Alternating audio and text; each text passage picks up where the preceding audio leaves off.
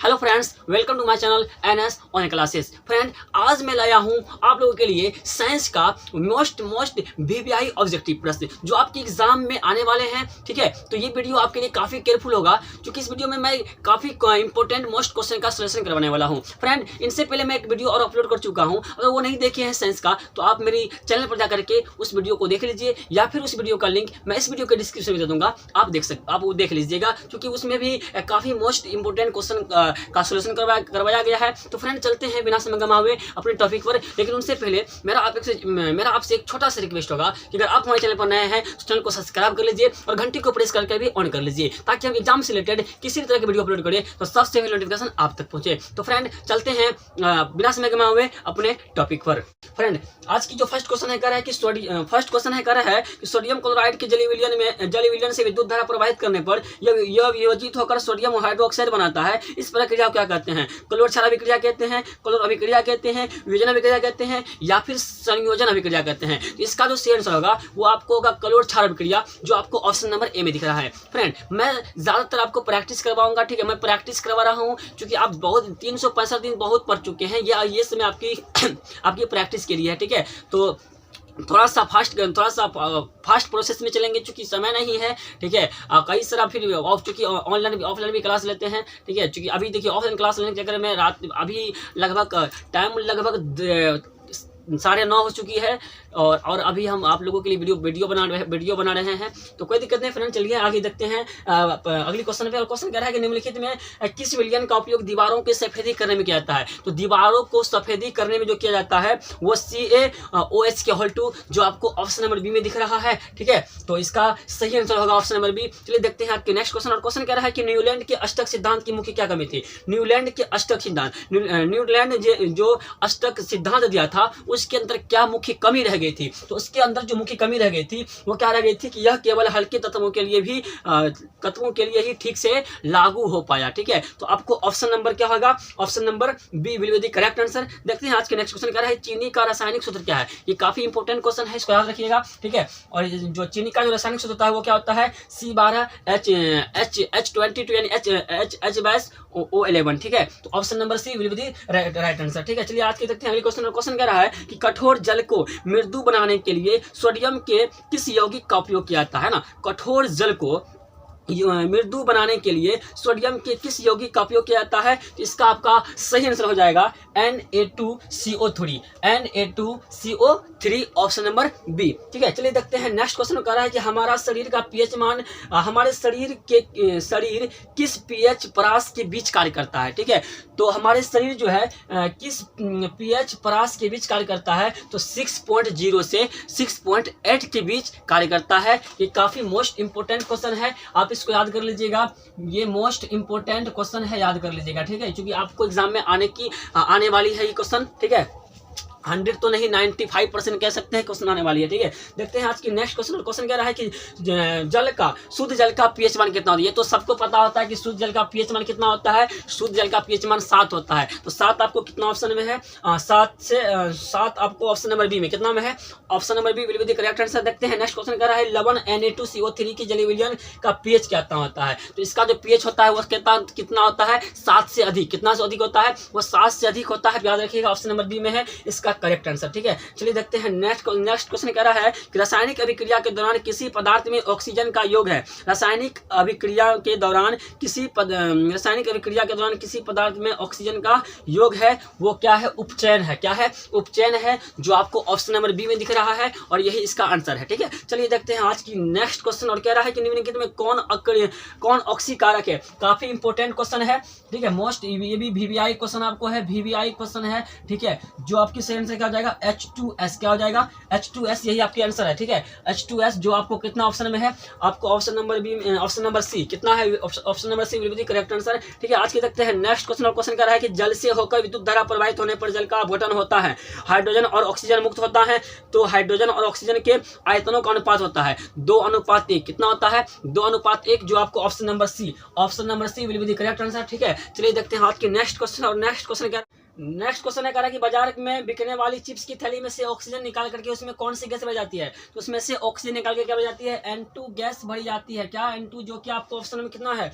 Option number A में है। Option number A will be the right answer. ठीक है, देखते हैं नेक्स्ट क्वेश्चन कह रहा है लेड, नाइट्रेट तथा पोटेशियम आयोडाइड के विलयन को मिलाने पर अवक्षेप बनता है। इस अवक्षेपण कारक कैसा होता है? तो इस अवक्षेपण कारक जब क्या हो जाता है, वो हो जाता है श्वेत। क्या हो जाता है? श्वेत, जो कि आपको ऑप्शन नंबर कितना में दिख रहा है? Option number A. Option number A will be the correct answer. ठीक है, देखते हैं आज के नेक्स्ट क्वेश्चन। और क्वेश्चन कह रहा है कि Fe2O3 क्या है?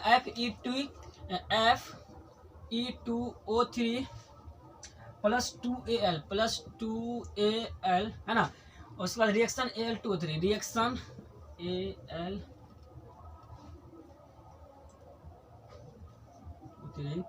+2Fe ये किस प्रकार की अभिक्रिया है? ठीक है, किस प्रकार की अभिक्रिया? ऑप्शन दिख रहा है आपको। ऑप्शन है कि संयोजन अभिक्रिया, द्विविस्थापन अभिक्रिया, वियोजन अभिक्रिया या फिर विस्थापन अभिक्रिया। तो ये किस प्रकार की अभिक्रिया है? ये आपको विस्थापन अभिक्रिया है। क्या है? विस्थापन अभिक्रिया है, जो कि आपको ऑप्शन नंबर किस में दिख रहा है? Option number D. तो option number D will be the right answer. ठीक है, देखते हैं आज के नेक्स्ट क्वेश्चन। और क्वेश्चन कह रहा है कि निम्नलिखित में कौन सी अनैच्छिक क्रिया नहीं है? अनैच्छिक क्रिया नहीं है तो चबाना एक अनैच्छिक क्रिया नहीं है। चबाना क्या है? अनैच्छिक क्रिया नहीं है, जो आपको ऑप्शन नंबर बी में दिख रहा है। कितना? Option number B will be the right answer. देखते हैं आज की नेक्स्ट क्वेश्चन। और क्वेश्चन कह रहा है कि जड़ का अधोगामी वृद्धि है। जड़ का अधोगामी वृद्धि क्या है? इसका सही आंसर हो जाएगा आपको क्या? गुरुत्वानुवर्तन। क्या है? जो आपको ऑप्शन नंबर बी में दिख रहा है, गुरुत्वानुवर्तन। ऑप्शन पर लीजिए, 4 ऑप्शन दिया गया, जिसका इसमें आंसर क्या होगा? ऑप्शन नंबर बी, गुरुत्वानुकर्षण। ठीक है, चलिए आज के देखते हैं नेक्स्ट क्वेश्चन। और क्वेश्चन कह रहा है कि पॉन्स मेडुला और अनुमस्तिष्क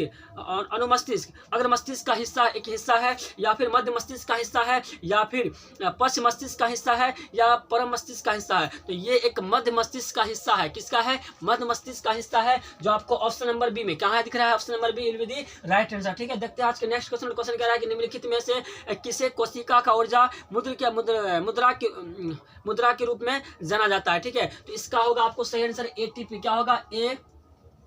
एटीपी। ठीक है, और एक याद रखिएगा, एटीपी का फुल फॉर्म याद रखिएगा, क्योंकि कई बार एग्जाम में पूछा जाता है कि एटीपी का फुल फॉर्म एडेनोसाइन ट्राइफॉस्फेट का होता है। ठीक है, एटीपी हो गया, सीएनजी हो गया और एलपीजी हो गया। ठीक है, ये हम पिछले पहले वाले वीडियो बता चुके हैं तीनों का। ठीक है, काफी इंपॉर्टेंट क्वेश्चन है, इसमें से कोई एक क्वेश्चन आपको एग्जाम में आने वाला है। ठीक है, तो देखते हैं आज की नेक्स्ट क्वेश्चन। और नेक्स्ट क्वेश्चन कहा कि कौन सा पादप हार्मोन पत्तियों के मुरझाने के लिए उत्तरदायी है? तो पत्तियों को मुरझाने के लिए कौन सा हार्मोन है? वह आपको हो जाएगा ऑक्सिन। क्या है? ऑक्सिन इसका राइट आंसर होगा ऑप्शन नंबर ए। ठीक है, देखते हैं आज की नेक्स्ट क्वेश्चन। क्वेश्चन कह रहा है कि पत्तियों में गैसों का आदान प्रदान कहाँ होता है? ये आपको पता होगा, केवल आपको नहीं, सबको पता है। वह क्या होता है? रंध्र। क्या होता है? रंध्र, जो कि आपको ऑप्शन नंबर किस में है?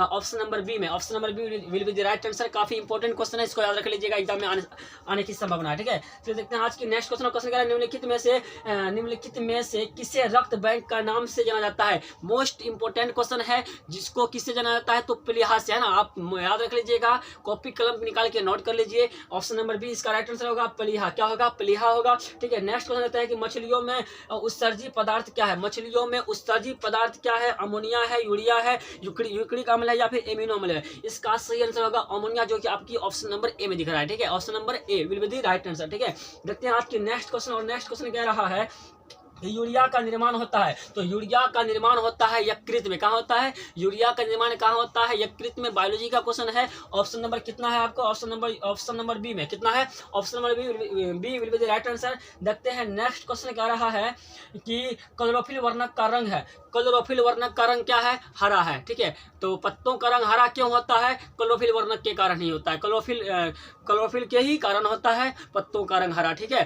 तो क्या हो जाएगा? क्लोरोफिल वर्णक के कारण। ठीक है, देखते हैं क्लोरोफिल वर्णक का रंग है कैसा है? तो हरा। ठीक है, देखिए नेक्स्ट क्वेश्चन कर रहा है कि खुला परिसंचरण तंत्र किसमें पाया जाता है? तो वो आपको पाया जाता है किसमें?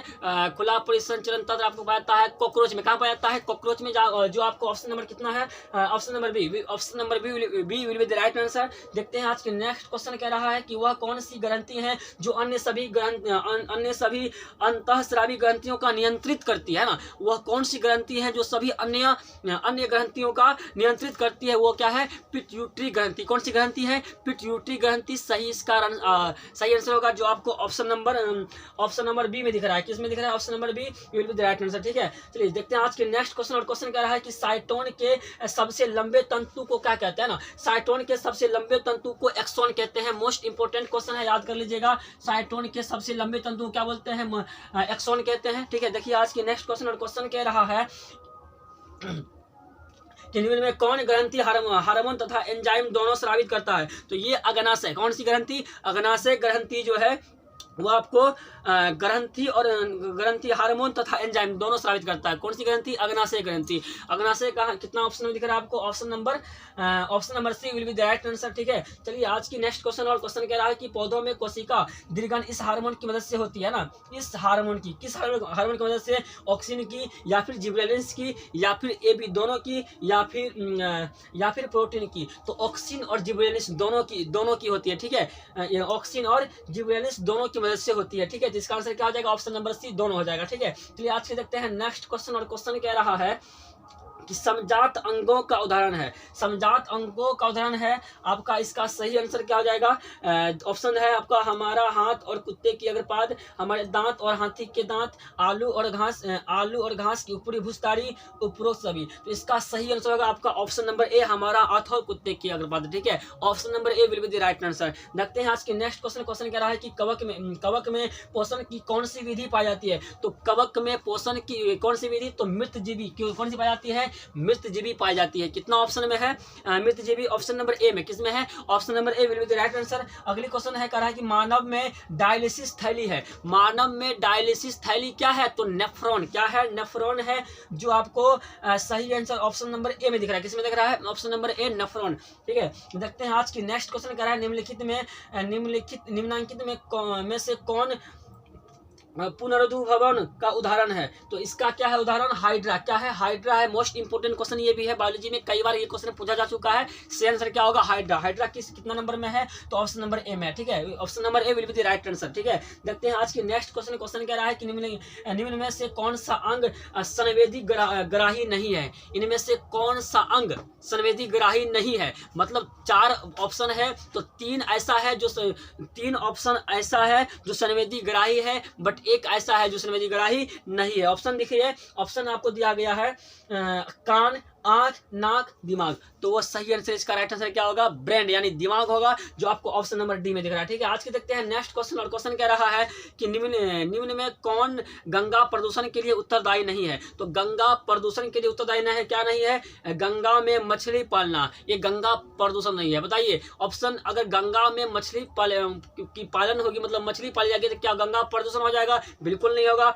और दूसरा ऑप्शन देख लीजिए, कह रहा है गंगा में कपड़ों को धोना, या फिर गंगा में अजले का क्या है, अजले शव को बहाना, या गंगा में रासायनिक अपशिष्ट उत्सर्जन। तो ये तीनों गलत है। इसका राइट आंसर क्या होगा, ऑप्शन नंबर ए, गंगा में मछली पालने से गंगा उसमें प्रदूषण नहीं होगी। ठीक है, तो अगली क्वेश्चन देखते हैं। कह रहा है कि मनुष्य के शरीर की सबसे बड़ी ग्रंथि, मनुष्य के शरीर की सबसे बड़ी ग्रंथि कौन है, यकृत यानी लीवर। क्या है, यकृत यानी लीवर, ये सबको पता है। मोस्ट इंपोर्टेंट क्वेश्चन है, कई बार एग्जाम में पूछा जा चुका है। ठीक है, देखते हैं आज के नेक्स्ट क्वेश्चन। और क्वेश्चन कह रहा है कि मनुष्य सामान्य अनुशीतरण रक्तदाब होता है, सामान्य व्यक्ति का जो अनुशीतरण रक्तदाब होता है, सामान्य नॉर्मल व्यक्ति का, वो कितना होता है, आपको याद नहीं चाहिए वो कितना होगा, तो 80 mm कितना होता है, जो आपको ऑप्शन नंबर ए में किसमें दिख रहा है, ऑप्शन नंबर ए में 80 mm। ठीक है, राइट। अगली क्वेश्चन है, कह रहा है कि कौन अंतःस्रावी और बाह्यस्रावी ग्रंथि जैसा कार्य नहीं करता है, कौन अंतःस्रावी और बाह्यस्रावी ग्रंथि जैसा कार्य नहीं करता है, तो वो आपका सही आंसर क्या हो जाएगा, अग्नाशय। क्या होगा, अग्नाशय ग्रंथि। कौन अग्नाशय कितना में है, ऑप्शन में है, हाँ बिल्कुल है, ऑप्शन नंबर ए में है। किसमें है, ऑप्शन नंबर ए, अग्नाशय ग्रंथि। ठीक है, will be the right answer. अगली क्वेश्चन देखते हैं। और क्वेश्चन कह रहा है कि निम्नलिखित में कौन सी मलेरिया परजीवी नहीं है, कौन सी मलेरिया परजीवी नहीं है, तो मलेरिया परजीवी क्या कहते हैं, प्लाज्मोडियम। क्या है, प्लाज्मोडियम है, जो इसका सही आंसर ऑप्शन नंबर ए होगा। अगले अन्य ऑप्शन भी है, क्या कहते हैं, लिस्मेनिया और प्रोटोजोआ, इनमें से कोई नहीं, तो इसका राइट आंसर क्या होगा, प्लाज्मोडियम, ऑप्शन नंबर ए। आज की देखते हैं अगली क्वेश्चन, और ये शायद आपकी लास्ट क्वेश्चन है। 39 क्वेश्चन अब तक करा चुके हैं, और ये 40वां क्वेश्चन है। आखिरी क्वेश्चन क्या है, तो क्वेश्चन कह रहा है कि निम्न में से कौन आहार श्रृंखला का निर्माण करता है, आहार श्रृंखला का निर्माण निर्माण करता है? ऑप्शन दिख रहा है घास, गेहूं तथा आम, घास, बकरी तथा मानव, बकरी, गाय तथा हाथी, या घास, मछली तथा बकरी। तो इसका बोलिए सही आंसर क्या होगा? घास, गेहूं, यानी घास को गेहूं खाएगा? बिल्कुल नहीं। गेहूं को आम, ये गलत है। घास, बकरी तथा मानव, हाँ घास को खाएगा बकरी, बकरी को मानव, तो ये हो सकता है। अगली देखते हैं ऑप्शन, बकरी, गाय तथा हाथी, बकरी को गाय खाता है? नहीं, बिल्कुल नहीं। घास, मछली तथा बकरी, नहीं। ऑप्शन नंबर क्या होगा इसका? आपको ऑप्शन नंबर बी होगा। क्या होगा? घास, बकरी, मानव, घास को बकरी, बकरी को फिर मानव खाता है। ठीक है, तो option number B will be the right answer. ठीक है, तो आज 40 क्वेश्चन का सॉल्यूशन किए हैं कि उम्मीद है कि ये आपको अच्छे से समझ में आया होगा, और रिवीजन तो निश्चित रूप से रिवीजन हुआ होगा। ठीक है, तो मेरा आपसे रिक्वेस्ट होगा, देखिए वीडियो को अगर आपको अच्छा लगा है तो अभी लाइक कीजिए, नहीं है मत कीजिए, कोई दिक्कत नहीं है। ठीक है, लेकिन कमेंट करके जरूर बताइए कि ये वीडियो आपको कैसा लगा। ठीक है, और आपकी तैयारी कितनी है, आप आंसर इसके कमेंट में क्या कीजिए, जो भी आंसर बोलते हैं, क्वेश्चन बोलते हैं, उसके आंसर कमेंट में क्या कीजिए। ठीक है, तो लाइक कीजिए, अगर अच्छा लगा तो लाइक कर दीजिए, लेकिन कमेंट में जो बताइए कि आपको कैसा लगा। ठीक है, और चैनल पर नए हैं तो सब्सक्राइब कर लीजिए। ठीक है, क्योंकि हम एग्जाम से रिलेटेड किसी तरह का वीडियो अपलोड करें तो उनकी नोटिफिकेशन आप तक जल्द पहुंच जाए। ठीक है, और आप उस वीडियो को देख करके अपने एग्जाम में अच्छे नंबर ला सकते हैं। तो चैनल को प्लीज सब्सक्राइब कर लीजिएगा और घंटी को प्रेस करके भी ऑन कर लीजिएगा। तो चलते हैं, फिर मिलेंगे कल हम अगली वीडियो में नए क्वेश्चन के साथ। तब तक के लिए जय Hind, good night, best of luck, thank you so much.